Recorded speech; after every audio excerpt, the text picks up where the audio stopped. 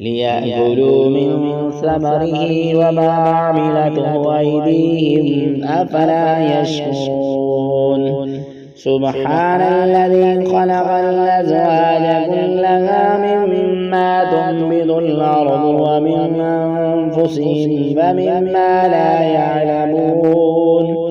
وآية لهم الليل نسلخ منه النهار فإذا هم مظلمون والشمس تجري لمستقر لها ذلك تقدير العزيز العليم والقمر قدرناه منازل حتى عاد كالعرجون القديم لا الشمس ينبغي لها أن تدرك القمر ولا الليل سابق النهار وكل في فلك يسبحون وآية لهم أنا حملنا ذريتهم في الفلك المشحون وخلقنا لهم من مثله ما يركبون وإن نشأ نغرقهم فلا صريخ لهم ولا هم ينقذون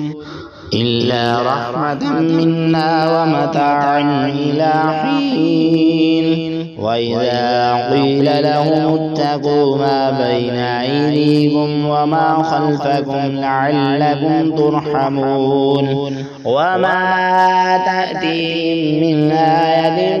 من آيات ربهم إلا كانوا عنها معرضين وإذا قيل لهم أنفقوا مما رزقكم الله قال الذين كفروا للذين آمنوا ونطعم من لو يشاء الله وطعمه